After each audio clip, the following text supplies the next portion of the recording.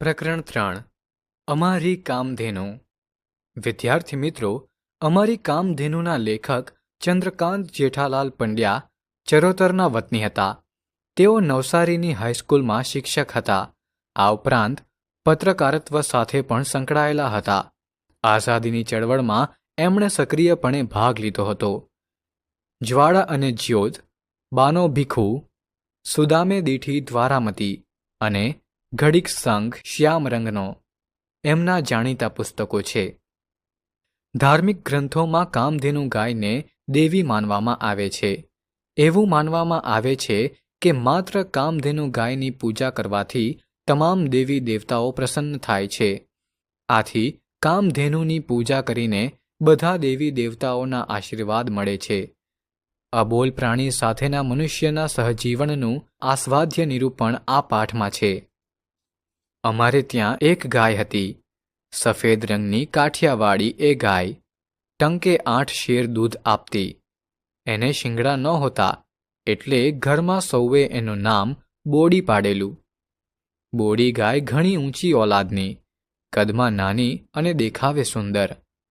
અમારા કુટુંબની એક કામધેનુ હતી. ગમે ત્યારે દૂધની જરૂર પડે, વેડા કવેડાએ થોડું ઘાસ કે ચંદી ખવડાવો એટલે દોહવા દે.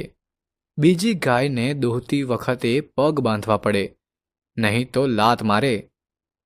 બોડી ગાય તો એટલી ગરીબડા સ્વભાવની કે નાનું છોકરું આંચળમાં હાથ નાખી ખેંચે ને દૂધની શેર કાઢે તોય કશું ન કરે. ઘરના સૌને એ ઓળખે. પારકાને એ બહુ છૂટ ન લેવા દે. પગ ઊંચો કરી દૂર ખસી જાય. ઘણીવાર ગમ્મત ખાતર મેં પણ એના આંચળ ખેંચીને વાડકી ભરીને મારા જેટલું દૂધ કાઢ્યું હશે. બા બાપુ અને ઘરના સૌ એને બહુ લાડ કરે. તેનો દરરોજ ખરેરો કરે. ડોકમાં હાથ ફેરવો તો ડોક ઊંચી કરી હાથ ફેરવવા દે. એને ખાસ લીલું ઘાસને સારી રીતે ભરેલો બાફણાનો ટોપલો મળે. એનું દૂધ પણ મીઠું અને ગાઢું. મા મને દરરોજ સવારમાં એનું દૂધ જ આપે. ક્યારેક તો બા દોહતી હોય ત્યારે વાટકો લઈને હું ત્યાં ઊભો રહું અને બા તાજું ફીણવાળું શેડ કઢું દૂધ ભરી દે તે હું ગટગટાવી જાઉં. ગામના લોકો પણ ગાય માતાને બહુ માન આપે. ગોવાડામાં જાય ત્યારે શ્રદ્ધાળુ લોકો તેને માથે હાથ મૂકી આશકા લે. વાર તહેવારે સ્ત્રીઓ અને કુમારિકાઓ એનું પૂજન કરે. સંક્રાંતિને દિવસે લોકો એને ઘૂઘરી ખવડાવે. આમ બોડી ગાય ગામ આખાની લાડકી. બોડી ગાય અમારા ઘરની સ્વજન હોય એમ અમે એને ચાહીએ. એને ચોખ્ખાઈ બહુ ગમે. પીઠ પગ જીભથી ચાટીને ચોખ્ખા રાખે. ગમે ત્યાં ગંદામાં બેસે નહીં. ગંદુ કદીએ ખાય નહીં. એના વાછરડા પણ સુંદર. વાછરડાને એ ચાટી ચાટીને ચોખ્ખા રાખે. અમે એને બહુ વહાલ કરીએ. એની સાથે રમીએ. એને નવડાવીએ. લીલી ચાર કાપીને અમારા હાથે ખવડાવીએ. બોડી ગાયના છાણ મૂત્રની પણ બહુ માંગ રહેતી. સારા નરસા પ્રસંગે લોકો બોડીનું છાણ લેવા આવતા. બોડીનો ઉબેલ 1.25 વર્ષનો.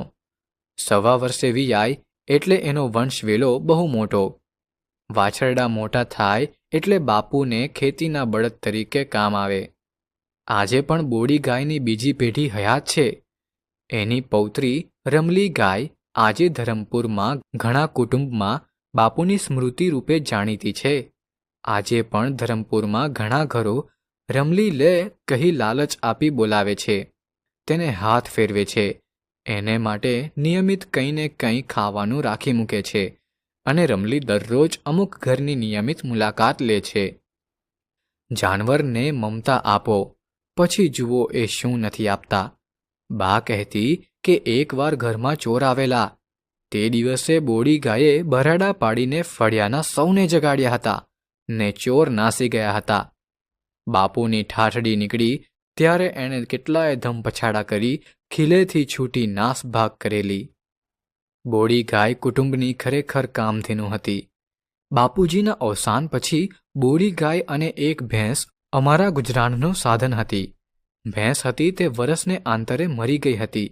બીજી ભેંસ ખરીદવાની બાની આર્થિક સ્થિતિ નહોતી.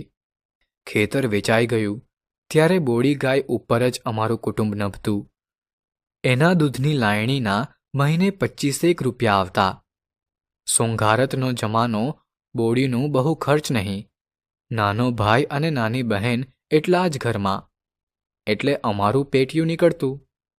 બા કોઈને ત્યાં રાંધી મજૂરી કરી ખોટ પૂરે, અમને ભણાવે, છતાં મુખ્ય સાધન તો બોડી, એ જ અમારી કામધેનુ.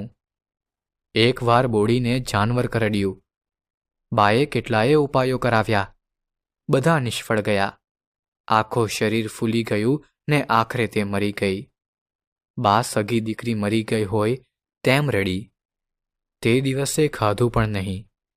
બોડી ગાય અમારા કુટુંબનું કોઈ પૂર્વજન્મનું ઋણ અદા કરવા આવી હોય તેમ કસોટીના સમયમાં એ જ અમારો સહારો બની હતી. ક્યાંય હાથ લાંબુ કરવાની વેળા બાને એણે નહોતી આવવા દીધી. એનું કાર્ય પૂરું કરી એ ગઈ. તે જ વર્ષે અમારો કોલેજનો અભ્યાસ પૂરો થયો. મને નોકરી મળી, એ પણ કેવો અકસ્માત! બાએ બોડીને ચાંદલો કર્યો, ફૂલ ચોખા ચડાવી, ભીની આંખે પ્રણામ કર્યા. બાપુની જૂની વાડીમાં જ એક પીપળા નીચે ખાડો ખોદાવીને દટાવી. એ પીપળો આજે બોડી પીપળો તરીકે ઓળખાય છે. વટ સાવિત્રીને દિવસે ગામની સ્ત્રીઓ એ પીપળાનું પૂજન કરે છે. બોડી ગાયનું સંભાળણું એ રીતે આજે પણ કાયમ છે. સારાંશ: લેખકના જાણીતા પુસ્તક બાનો ભીખુમાંથી આ પાઠ લેવામાં આવ્યો છે. બોડી ગાય લેખકના ઘરના સભ્ય જેવી જ બની ગઈ હતી. વળી ગામના લોકો પણ તેને બહુ જ આદર આપતા હતા. એનું સુંદર બયાન અહીં મળે છે. સંસ્કૃતિ માત્ર વેદોની સંસ્કૃતિ કે આર્યોની સંસ્કૃતિ જ નહીં, પરંતુ સાચા અર્થમાં તે માનવ સંસ્કૃતિ છે, જે આપણને માનવ અને માનવેતર સૃષ્ટિ તરફ પ્રેમ અને આદરથી જોવાનું સૂચવતી રહી છે. માણસ ત્યારે જ સાચો માનવી છે જ્યારે તે અન્ય મનુષ્યો અને પ્રાણીઓ વિશે વિચારે છે અને તેમના પ્રત્યે સ્નેહ અને આત્મીયતા દર્શાવે છે. કિંતુ સમગ્ર સૃષ્ટિ પર પ્રેમ કરવાની માણસની અશક્તિ, મર્યાદા અને અશક્યતાને ધ્યાનમાં લઈને આપણા ઋષિમુનિઓએ પ્રાણી સૃષ્ટિના પ્રતીકરૂપે ગૌપૂજાનો આદેશ આપ્યો છે.